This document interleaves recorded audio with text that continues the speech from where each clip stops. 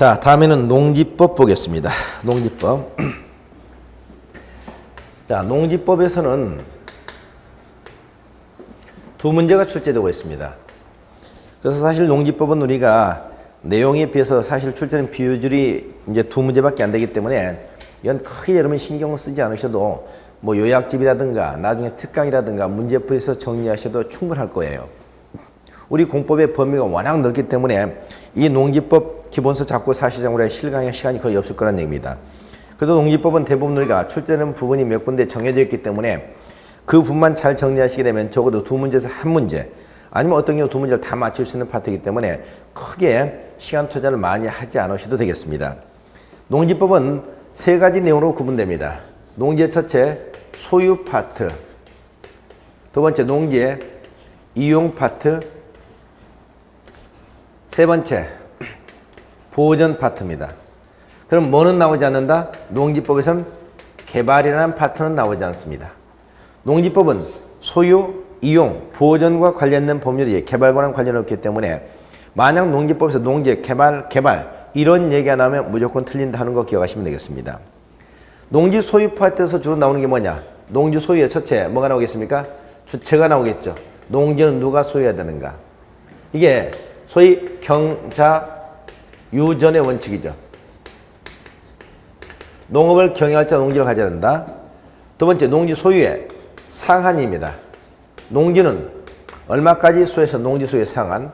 세 번째 농지 소유의 조건입니다. 조건하면 농지를 소유하려면 어떤 조건이 필요하냐. 여기에서 나오는 것이 여러분 농지 취득 자격증명입니다. 농지 취득 자격증명. 그래서 농지법은 농지의 소유, 주체 상한, 조건 이렇게 크게 세 가지 파트가 소유 파트에서 나오고 있고요. 농지 이용 파트. 농지 이용 파트에서는 어떻습니까? 여기는 우리가 농지를 가장 중요한 것이 어떻게 이용할 것인가. 그래서 여기서 중요한 것이 농업, 미, 경영시 등에 대한 조치입니다. 농업, 미, 경영시 등에 대한 조치. 다시 말해서 농지를 소유하고 있으면서 농업을 경영하고 있지 않았을 때 어떻게 되냐는 거죠. 그래서 이 농업, 미, 경영시 등의 조치 부분이 중요하고요. 농지 보전 파트에서 크게 이제 두 가지 중요한 것이 첫째는 농지의 구분. 농지의 구분에서 농지는 농업진흥지역과 농업진흥지역 이 외우 농지로 나눠지죠. 이 농지의 구분하고 그 다음 나오는 것이 농지 전용입니다. 농지 전용. 그래서 농지 구분과 농지 전용 이 파트가 중요하겠습니다. 그래서 농지법은 크게 이 부분만 좀 신경 쓰시면 되겠어요. 경자유전의 원칙, 그 다음에 농지 소유 상한, 농지 소유의 조건, 농업 미경영시 등에 대한 조치, 농지 구분해서 농업진흥지역과 농업진흥지역 이외 농지, 농지 전용 이 정도만 기억하시면 큰 무리가 없겠습니다. 우선 428쪽에 거기 농지라는 개념이 나오죠. 적어도 우리가 농지법에서 농지는 뭔가 농지의 개념을 좀 기억하시는데 농지의 개념은 첫째 여러분 거기서 지목을 묻지 말라고 그랬죠. 지목을 불문합니다. 지목을 묻지 않고 현재 이용되는 현상을 가지고 농지냐 농지가 아니냐는 것을 따지게 돼요. 자, 그러면 교재 보시면 농지라는 것은 전답 과업선 법적 지목 관계없이 실제 토지 현상이 농작물 경작 하나, 단연생 식물 재배지 둘, 그렇죠? 또 밑에 보니까 계량시설 부지 셋, 계량시설 부지, 그 다음에 밑에 생산시설 부지 넷 이렇게 하시면 되겠습니다. 그래서 농지의 개념은 이렇게 얘기하세요. 첫째는 하나, 둘, 셋, 넷. 농작물 경작하고 있다. 농작물 경작지입니다. 농작물 경작지. 두 번째는 다년생 식물 재배지입니다.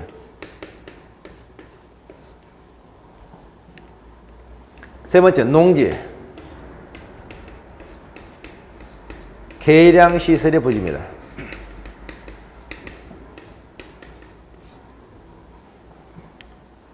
네 번째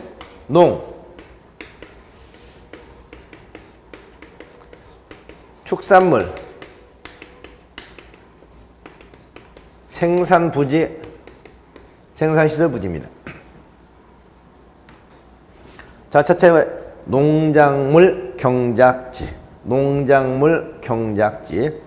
농작물 경작에 이용되는 토지. 두 번째 단연생 식물. 단연생 식물의 것은 생육기간이 2년 이상인 것을 말합니다. 생육기간 2년 이상인 거. 단연성 식물 재배지. 세 번째 농지 계량시설의 부지. 농지 계량시설은 유지라든가 농로라든가 수로라든가 제방 같은 것을 말하겠죠. 농축산물 생산시설 부지. 농축산물 생산시설 부지. 자, 이렇게 네 가지를 말합니다. 그래서 우리가 농작물 경작에 이용하는 토지라든가 단연성 식물 재배지 2년 이상인 목초라든가 인삼이라든가 유실수라든가 이거 말하겠고요. 농지 계량시설하면 농로, 수로, 제방, 국어를 말하겠고 농축산물 생산시설 부지면 고정시, 온실, 버섯재배사, 비닐하우스, 농막 이 부지 등을 말합니다. 이런 것들을 전부 다 농지라고 얘기합니다. 그래서 농지는 크게 농작물 경작지, 단연성 식물 재배지, 농지 계량시설 부지, 농축산물 생산시설 부지 이렇게 크게 네 가지로 기억하시면 되겠습니다. 자, 그다음에 농지에서 제외되는 거 있죠. 농지에서 제외되는 거 세 가지 좀 잘 기억하셔야 되겠습니다. 농지에서 제외되는 거. 자, 제외되는 거 1번 공간정보 구축 및 관리에 관한 법률에서 지목이 전답과선이 아닌 토지에서 농작물 경작이나 단연성 식물 재배지로 이용 등이 3년 미만인 겁니다. 자, 농지에서 제외되는 거 세 가지가 중요한데요. 첫째, 지목이 전, 답, 과선이 아니에요. 근데 농작물 경작을 해왔습니다. 농작물을 경작했으면 농지라고 그랬죠. 그런데 그 기간이 3년 미만이면 농지가 아니라 이 말이죠. 그럼 비록 전답 과손이 아니라 하더라도 농작물 경작 이용을 했으면 농지로 인정할 수 있는 것은 적어도 3년 이상일 때만 농지라는 얘기입니다. 3년 미만이면 농지가 아니라는 얘기예요. 두 번째, 지목이 임야인 토지. 지목이 임야인 토지로서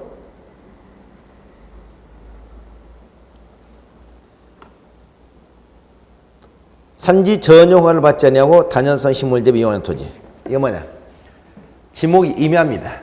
임야인데 여기서 형질 변경을 하지 않고 단연성 식물을 재배하고 있는 겁니다. 식물 재배. 지목이 임야예요. 근데 단연성 식물 재배하고 있죠. 여기서 또 단연성 식물 재배하시면 농지로 본다고 그랬잖아요. 근데 이건 지목이 임야이고 형질 변경하지 않았다고 그랬죠. 형질 변경하지 않고 단연성 식물을 재배하고 있다면 이건 농지로 보지 않습니다.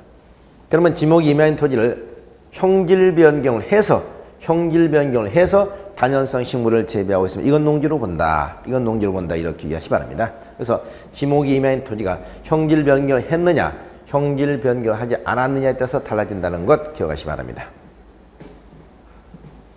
세 번째는 뭐냐? 초지입니다. 초지. 초지는 농지로 보지 않습니다. 초지는 농지로 보지 않는다. 자, 그래서 세 가지 농지에서 제외되는 거, 요거 농지냐 농지 아니냐 요거 굉장히 중요합니다. 지목이 전답과손이 아니라 하더라도 농작물 경작에 이용하고 있는 것이 농지로 인정돼서 경작기간 3년 이상 해야 된다는 거. 3년 미만이면 농지 아니다. 두 번째, 지목이 임야인 토지가 형질 변경하지 않고 단연성 식물 재배했으면 농지 아니고 형질 변경을 했으면 농지다. 초지 농지가 아니다. 이렇게 얘기하시면 되겠어요.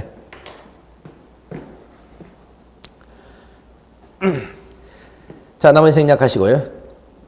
여러분 거기에 참고에 그 농업인이라는 개념 나오죠. 농업이라는 개념 좀 기억할까요? 농업인이 뭐냐? 또 농업인도 보통 우리가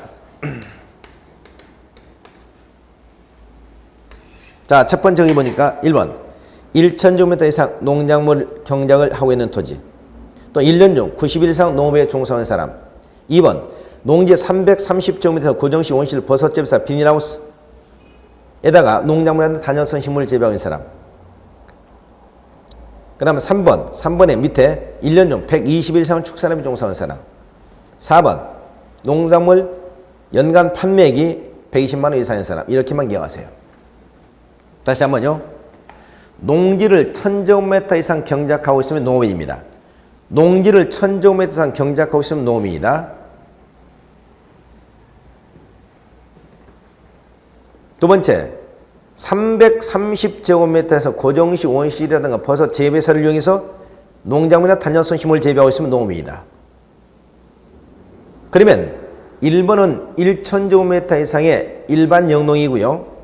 2번은 330제곱미터 이상 시설 영농이라고 합니다. 시설 영농. 그리고 1번, 1년 중 얼마? 90일 이상의 농업에 종사하는 사람. 4번, 1년 중 120일 이상을 농업에 축산업에 종사하는 사람. 그리고 5번, 마지막 농업 경영을 통한 연간 판매액이 120만 원 이상인 사람. 이렇게 기억해 주시기 바랍니다. 5가지. 첫째, 농지를 1000제곱미터 이상 경작하고 있다. 두 번째, 330제곱미터 이상의 단연성 식물을 재배하고 있다. 1년 중 90일 이상의 농업에 종사하고 있다. 1년 중 120일 이상의 축산업에 종사하고 있다. 농업 경영을 통한 연간 판매액이 120만 원 이상이다. 이런 사람을 농업이라고 한다. 이렇게 이해하시면 되겠습니다.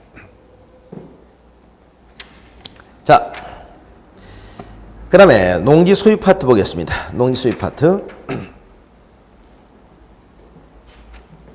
농지 소유 파트, 농지 소유의 원칙, 경자 유전 원칙 나오죠? 경자 유전 원칙. 경자 유전 원칙에서 농업을 경영할 자가 농사를 갖다 지어야 된다는 얘기죠. 농업을 경영할 자가 농사를 지어야 된다. 그런데 농업을 경영하지 않으면서 농지를 소유할 수 있는 경우들도 있겠죠. 이게 이제 예외입니다. 그 예외, 첫째, 1번 국가나 지방자치단체가 농지를 소유하고 있는 게라면 공용 목적이기 때문에 가능하겠죠. 학교, 이거 뭐 학교가 교육 연구 목적으로 이용하는 경우겠죠. 체험 영농, 시설, 우리가 주말 체험 영농을 얘기하는 거죠.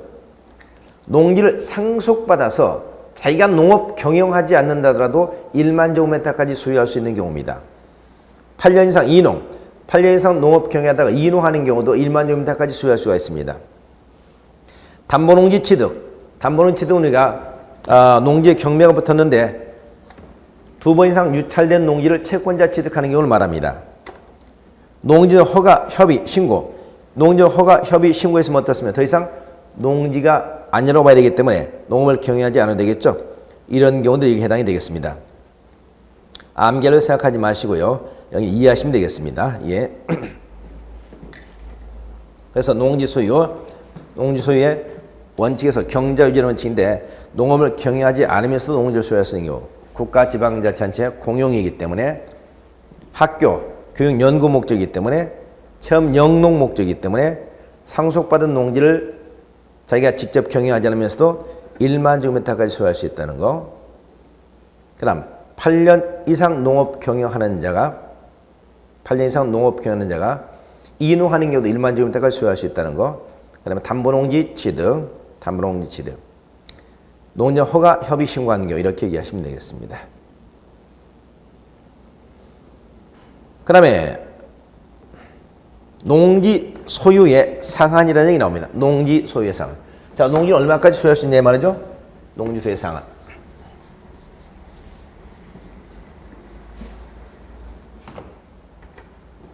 농지는 얼마까지 소유할 수 있냐?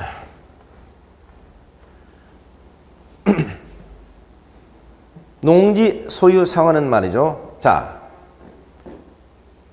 이건 원칙적인 규정은 없습니다. 원칙 규정은 없어요.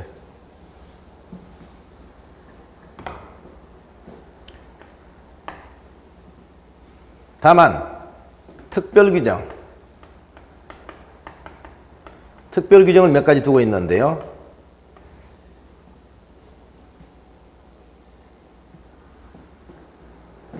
첫째는 농지를 상속받아서 자기가 직접 경영하지 않는 경우. 두 번째, 장기 영농자 이농하는 경우.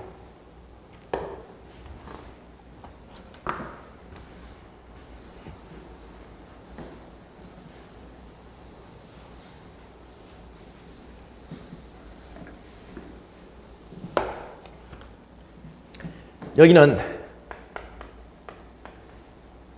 1만 제곱미터 이하까지 소유할 수 있습니다.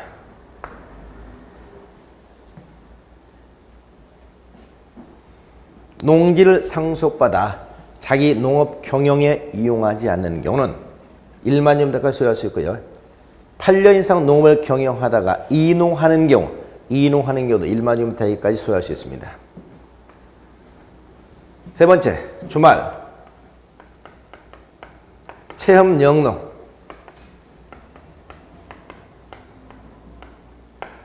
주말 체험 영농 목적인 경우 얼마까지?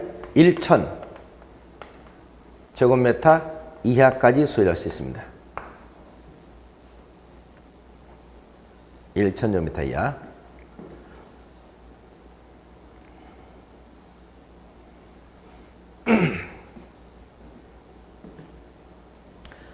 자, 이렇게 해서 세 가지.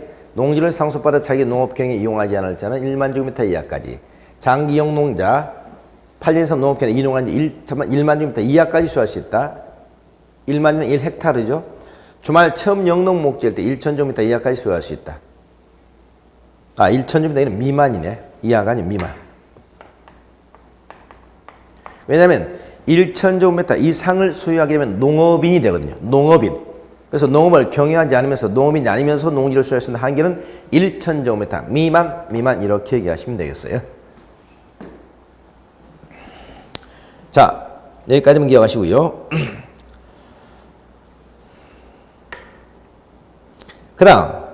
그 다음 나오는 것이 여러분 농지 취득 자격증명 제도입니다.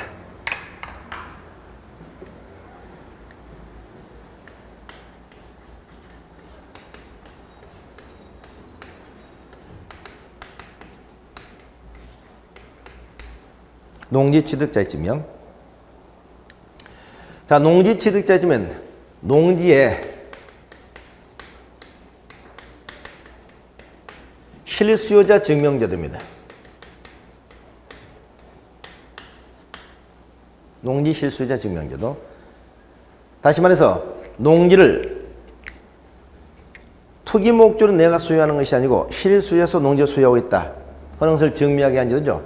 그래서 농지를 취득하고자 하는 사람은 이 농지 취득 자격증 발급받아서 소유권 이전 등기를 신청할 때 첨부해야만이 등기가 나옵니다. 등기. 그래서 농지 취득 자격 증명제도, 실수요자 증명제도 되겠습니다. 그럼 문제는 농지 취득 자격증은 누구한테 발급받느냐? 시, 구, 읍, 면자. 시구 읍면자로부터 발급받습니다. 시구 읍면자. 그래서 시구 읍면자로부터 발급을 받아요. 이걸 발급받아서 소유권 이전 등기에 첨부해야 된다고요. 만약 등기 신청할 때 농지 취득 자격증에 첨부되지 않게 되면 이전 등기 자체가 받아지지 않고 각하시켜버리게 됩니다. 그래서 소유권 이전 등기에 필요한 서류가 되겠습니다. 그런데 거기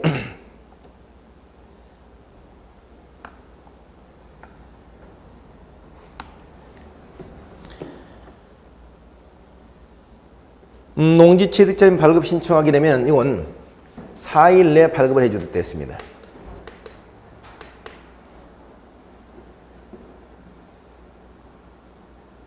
(4일) 내에 발급을 해주는데 단 우리가 농지 취득 자격증명을 신청할 때 농업 경영 계획서를 제출하지 않는 경우가 있어요. 농업 경영 계획서.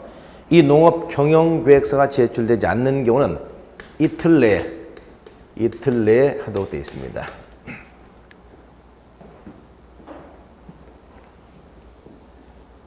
자, 그러면 농지 취득 자격증명 하지 않아도 되는 경우, 첨부하지 않아도 되는 경우 보겠습니다.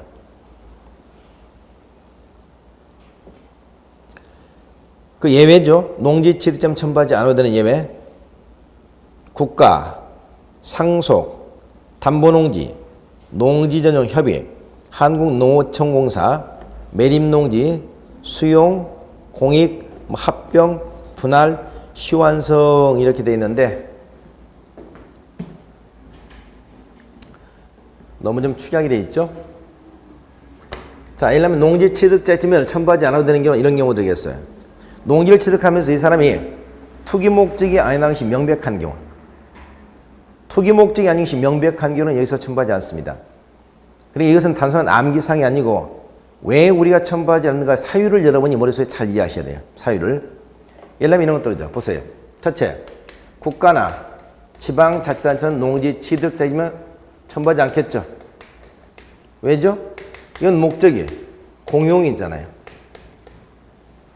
국가나 지방자치는 농지를 취득하는 공용 목적이죠. 공용은 언제나 만능이라고 그랬죠. 만능이기 때문에 여기서 첨부할 필요가 없는 겁니다. 두 번째, 상속받은 농지. 농지를 상속으로 취득하는 경우 받을 필요가 있어 없어요? 없죠? 왜? 상속은 일종의 포괄승계거든요. 포괄승계. 포괄승계라는 것은 종전 사람의 지위를 그대로 이어받는다는 거죠. 그러기 때문에 받을 필요가 없는 겁니다. 상속.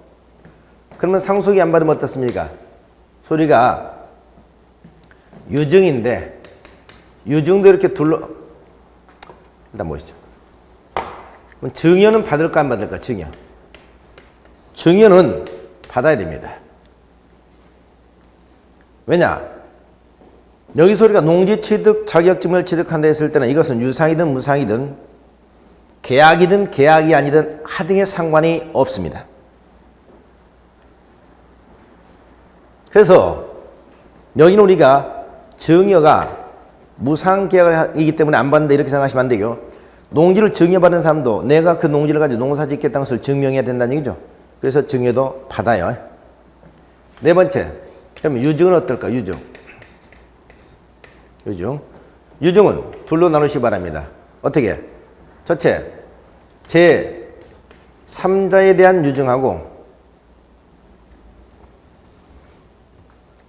상속인에 대한 유증하고 제3자에 대한 유증으로 나누시기 바랍니다.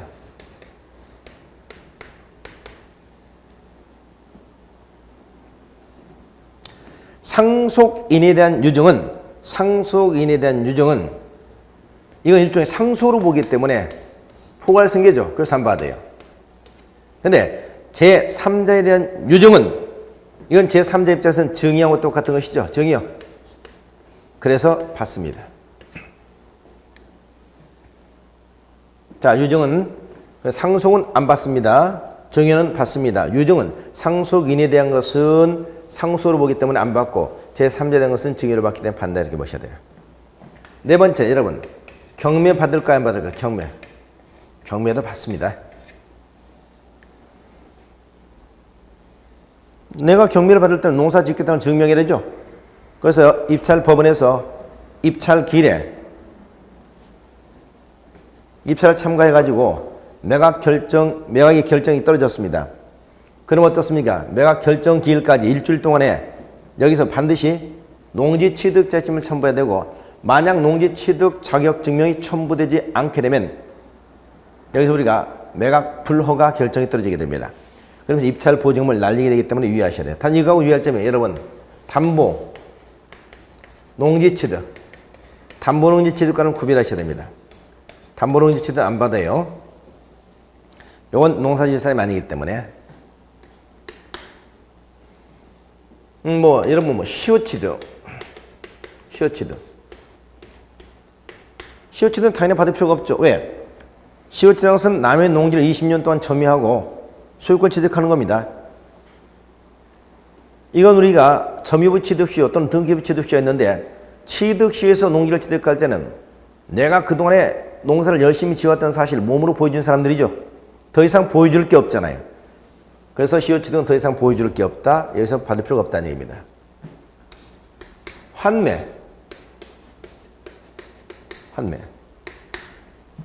환매가 뭡니까? 내 농지 내가 되찾아 놓은 거잖아요. 그리고 환매는 당연하게 받을 필요가 없는 것이죠. 환매는 받을 필요가 없다.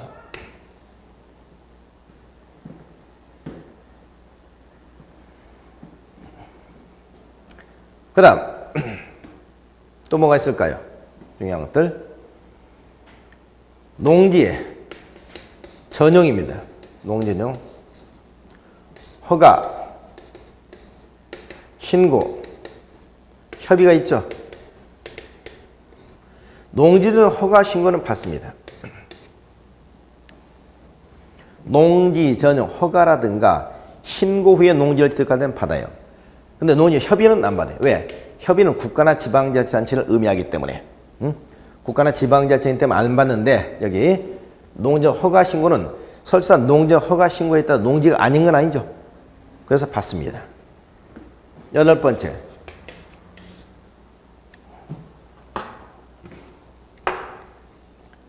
주말 체험 영농 이 경우 받습니다. 주말 체험 영농 목적으로 농지를 취득한다 하더라도 이건 농지예요. 받아요. 9번째 시험 연구 목적 시험 연구 실습지라고 그러죠. 이 경우도 받아요. 자, 이 경우는 이 세 가지 경우 2가지하고 요거하고 3가지 경우 언뜻 보면 농지가 아니라고 생각할 수 있는데 농지가 아닌 게 아니죠. 시험 연구 실습지 목적도 주말 체험 영농 목적도 농지 허가 신고한 것도 전부 다 농지이기 때문에 받습니다. 그러나 이 3가지 경우는 뒤에 가면 농사 지을 사람들은 아니기 때문에 농업을 경영할 사람들은 아니기 때문에 뭘 하지 않는다? 뭘 하지 않는다 여기서? 이들은 농업 경영 계획서 농업 경영 계획서 작성 제출을 하지 않습니다. 농업 경영 계획서 작성 제출을 하지 않는다 이렇게 보세요. 자, 그래서 농전 허가 신고 주말 체험 영농 시험 연구 실습지 목적 실습 목적 이런 경우는 농업 경영구역서는 제출하지 않지만 농지 취득자금 발급받는다 기억하세요. 자, 이것도 사실 여기서 출제가 굉장히 많아요. 이 농지 취득자금은 출제가 잘 됩니다. 우리 공법에서도 출제되고 등기법에서도 출제되고 중개사법에 출제되고요.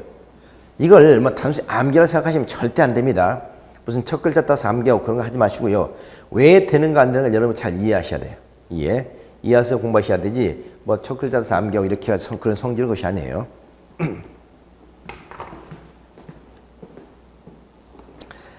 자,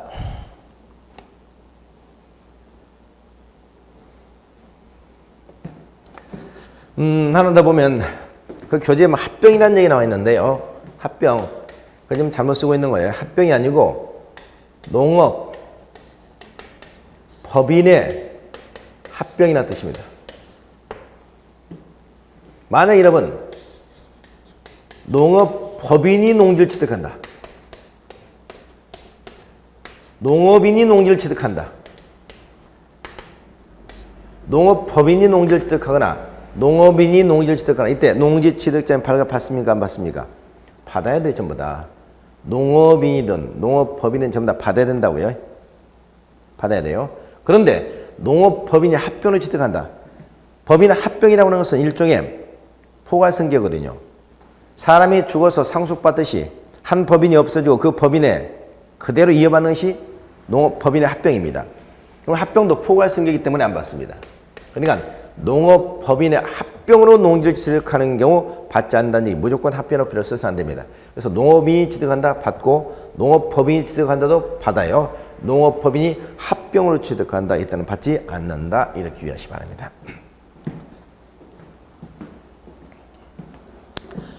자, 그 다음에 431점에 농지 처분 의무 나오는데 농지 처분 의무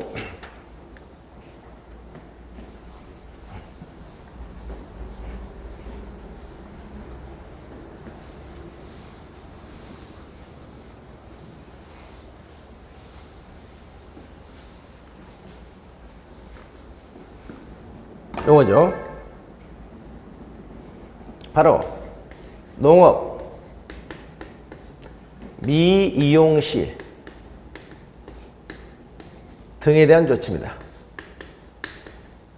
농업 미이용 시대는 좋지.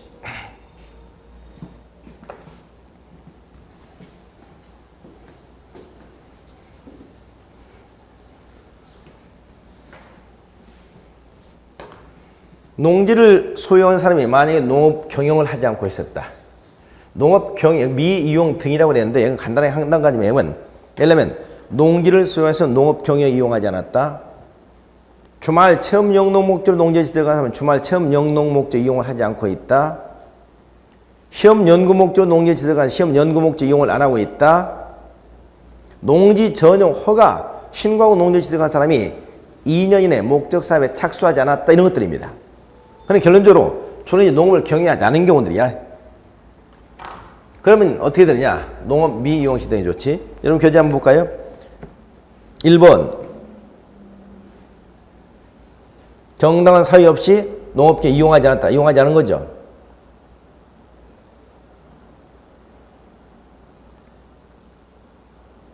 그 다음 4번 주말 체험 영농 목적에 취득한 사람이 주말 체험 영농 목적 이용을 안 한 거죠. 5번 농지를 취득한 자가 2년의 목적 사업에 착수하지 않은 경우죠.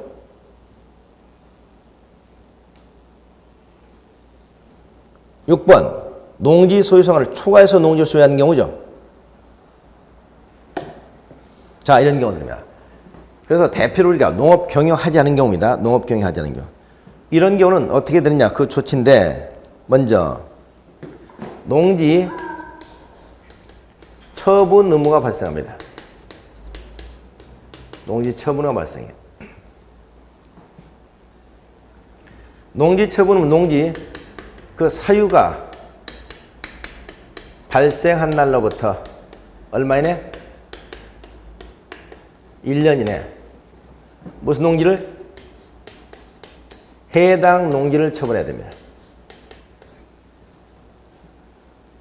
그러나 농지 소유 상한을 초과한 경우, 농지 소유 상한을 초과한 경우는 해당 농지 아니고 초과 농지를 처분해야 됩니다.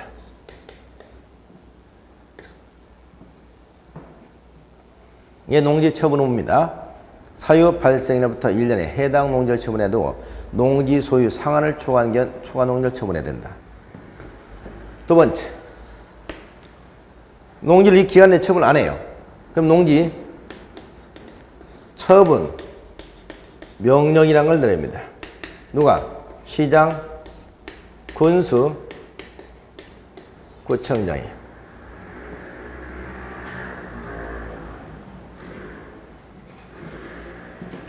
어떻게? 앞으로 6개월 내에 처분하세요. 6개월 내에 처분하세요.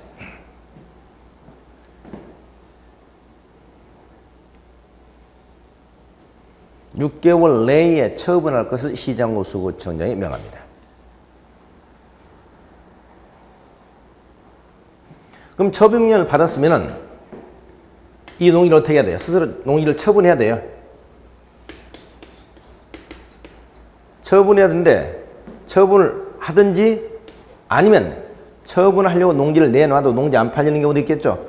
이런 경우는 농지 매수를 청구합니다.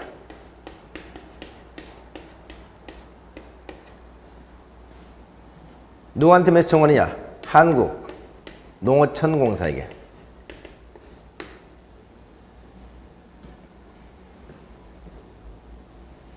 그러니까 처분 명령을 받았으면 스스로 처분하든지 처분이 안 될 것 같으면 농지 매수 청구를 해야 된다고 해요. 그런데 농지를 처분도 하지 않고 처분이 안 되면 한국농어촌공사에서 매수를 청구할 수 있어요. 이게 농지 매수 청구입니다. 그럼 한국농어촌공사는 그 농지를 매수지는 뭘로? 공시 지가를 기준으로 매수합니다. 공시지가.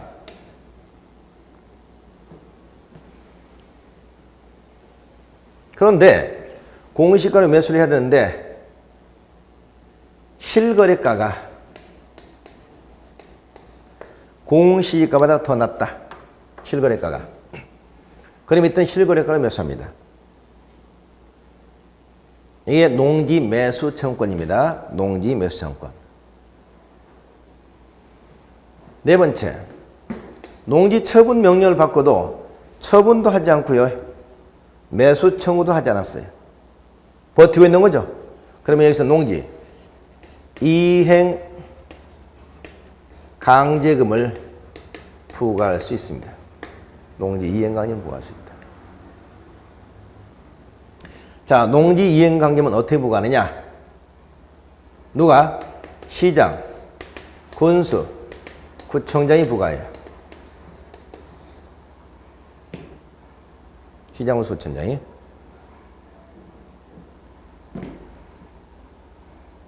어떻게? 1년에 1회씩. 언제까지? 이행할 때까지.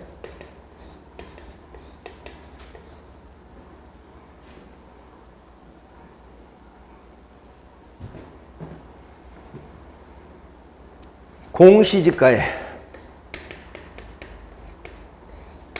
20%입니다.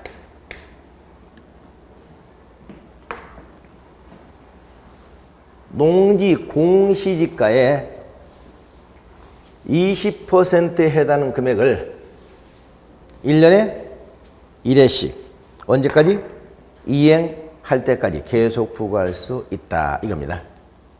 이게 농지 이행 강제금입니다. 농지 이행 강제금.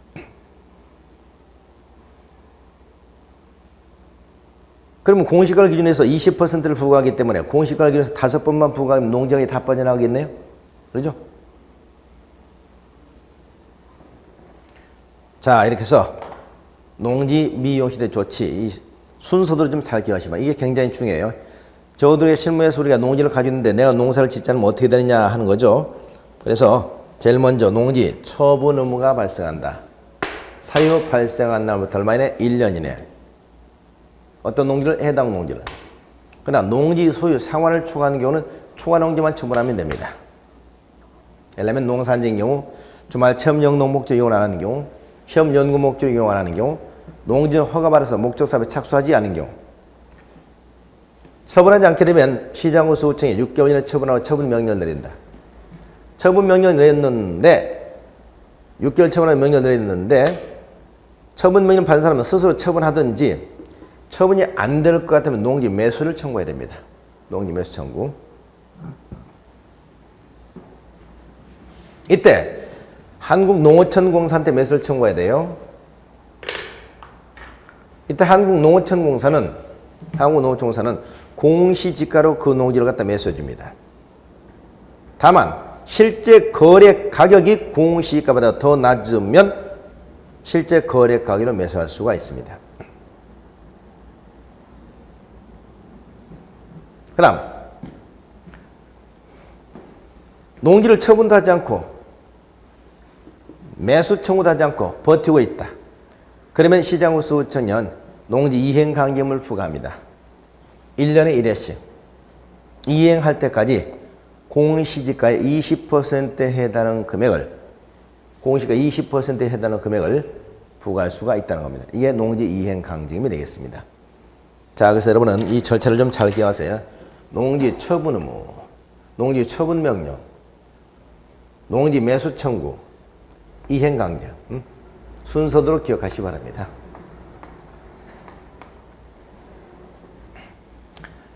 그러니까 매수 청구도 우리가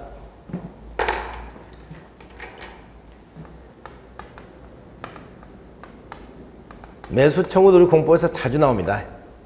우리 국토기업법상 장기 미집행 도시경제 시설부지 매수 청구라는 게 나오는데 여기서 농지법상 농지 매수 청구가 또 나와요.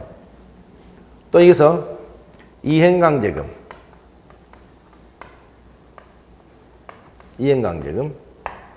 이행강제금도 자주 나옵니다. 이행강제금은 공법에서 3번이 나오거든요. 첫째, 우리 국토계획법에서 이행강제금 나오고 있고요. 건축법에서 이행강제금 나오고 있죠. 건축법.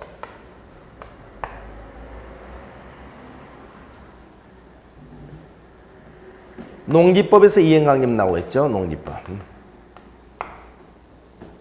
그래서 이행강제금은 우리 국토계획법상 이행강제금, 건축법상 이행강제금, 농지법상 이행강제금 3번이 나온다. 이게 이행강제금 출제비도 굉장히 높아요.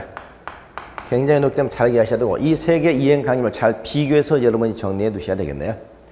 국토개발법상 이행강제금은 이건 토지, 거래, 허가지에서 나왔던 허가제. 이제 올해부터 토지로 허가제가 이게 이제 사실 어떤 법으로 우리 국토기반 남아있지 않고 부동산 거래 신고되어가는 법률로 옮겨지기 때문에 아마 이것도 따라서 옮겨갈 가능성이 크겠죠. 건축법에서는 위반 건축물에 대한 조치, 위반 건축물에 대한 조치에서 나오게 됩니다.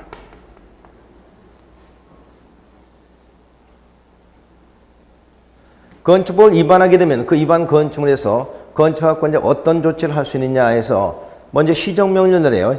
철거하세요, 개조하세요, 시정명령을 내고 그 시정명령에 응하지 않게 되면 이행강제를 부과하는 제도입니다. 농지법상 이행강제, 이건 농지 처분 의무에서 나오고 있죠. 농지 처분은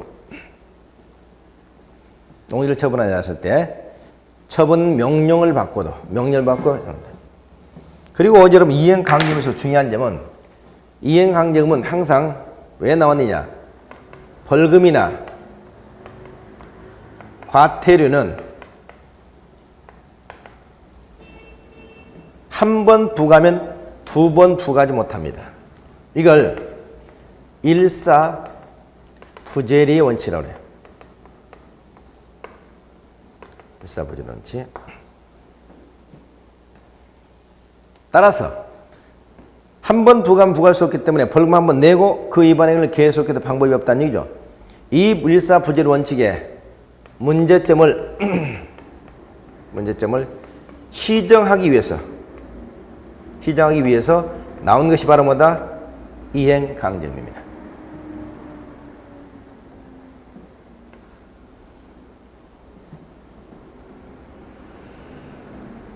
그리고 이행강제금은 한 번만 부과하는 게 아니고 이행할 때까지 계속 부과하는 제도다 말이죠. 계속 부과할 수 있기 때문에 바로 일사부재리 원칙의 문제점을 시정하고 있죠. 또 이행강제금은 중요한 것이 단순한 1차적인 의무 위반이 있었을 때 부과하는 제도가 아닙니다. 1차적인 의무 위반에서 직접 부과하는 것이 아니고 1차적인 의무가 있으면 두 번째 2차적으로는 항상 우리가 뭘 내리냐, 어떤 명령을 부과해야 되게요. 그리고 이 명령에 불응했을 때 그때 부과하는 겁니다. 그러니까 항상 우리가 여기서 함정이 자, 위반 건축물에서 건축법을 위반한 건축적에 이행강제를 부과할 수 있다. 그러면 틀려요. 건축을 위반한 건축적에 시정명령을 하고 명령에 불응했을 때 이 명령이라는 얘기를 여러분이 꼭 기억하셔야 됩니다. 그래서 항상 이행강제는 명령에 불응했을 때 부과합니다. 토지를 허가지에서는 소위 우리가 이행명령이라는 것이 나오거든요. 이행명령이 불응했을 때. 건축법에서는 우리가 시정명령이 나옵니다. 시정명령이 불응했을 때. 그 다음에 농지법에서는 여기서 무슨 명령? 아까 처분명령이었죠. 처분명령에 불응했을 때. 이렇게 항상 우리 명령, 이행명령, 시정명령, 처분명령. 이 명령에 불응했을 때 부과하는 제도 항상 꼭 기억하시기 바랍니다. 이 함정이에요. 그리고 우리가 이행강제금하고 이 벌금이라든가 말이죠. 벌금 또는 과태료는 성격이 전혀 다른 거예요. 이건 행정, 벌입니다. 행정, 벌. 이건 벌이 아니죠. 행정, 벌이기 때문에 이건 일사부재 원칙이 적용되지만 이건 일사부재 원칙이 적용이 안 돼요. 그래서 이행강제금과 벌금, 과태료 이걸 소위 뭐 할 수 있다? 병과해도 일사부재 원칙에 위반이 안 된다는 것을 기억하셔야 됩니다. 그러니까 벌금을 부과하고 이행강제금, 과태료를 부과한 사고 이행강제금 이렇게 다시 부과될 상관이 없다는 얘기입니다. 자, 여기까지 이렇게 해서 이행강제금 좀 잘 기억하시기 바랍니다. 자, 이렇게 해서 농지법은 뭐 간단하게 지금 정리해놨네요. 뭐 뒤에 이용 파트라든가 보전 파트는 지금 전부 나와 있지 않고 소유 파트만 간단히 좀 정리해놨는데 입문서이기 때문에 지금 이렇게 쓴 것 같아요. 자, 그래서 뭐 여기까지 이렇게 해서 농지법을 전부 다 마무리하도록 하겠습니다. 자, 그럼 이렇게 해서 농지법까지 이번 입문 강의를 모두 마무리를 짓도록 하고요. 그러면 이제 1월 달에 기본소가 나오게 되면 기본소를 가지고 다시 우리가 정규적인 강의에 들어가서 좀 더 세심하고 깊이 있는 강의를 갖다 진행하도록 하겠습니다. 뭐 입문 강의는 사실 여러분에게 기본적인 용어정의라든가 체계를 잡아주는 가능성이 굉장히 중요해요. 우리가 실제 본 진도에 들어가게 되면 항상 진도에 쫓기기 때문에 용어정의라든가 체계를 정리할 수 있는 시간적인 여유가 그리 많지 않을 겁니다. 그래서 항상 시간이 많이 쫓기고 진도에 항상 밀리게 되는데 이번 입문 강의는 그런데 구애됨이 없이 기본적인 용어정의라든가 여기에 충실했던 법이기 때문에 이런 내용들을 좀 잘 정리해 두시면 여러분이 1월달부터 강의 듣는데 굉장히 편하실 겁니다. 그래서 시간이 된다면 기초 입문 강의를 다시 한번 쭉 되돌려 보시면서 한 번 정도 더 봐두신다면 여러분이 이번 1일차 동시 합격하는데 큰 무리가 없지 않겠는가 하는 생각이 듭니다. 자, 그럼 오늘까지 이렇게 해서 입문 강의는 모두 강의 진도를 마치도록 하고요. 그러면 다음 주에 1월 달에 새로운 기본서 가지고 강의를 진행하도록 하겠습니다. 그럼 오늘 수업은 여기서 마치고요. 자, 새해 복 많이 받으시기 바랍니다. 자, 마치겠습니다.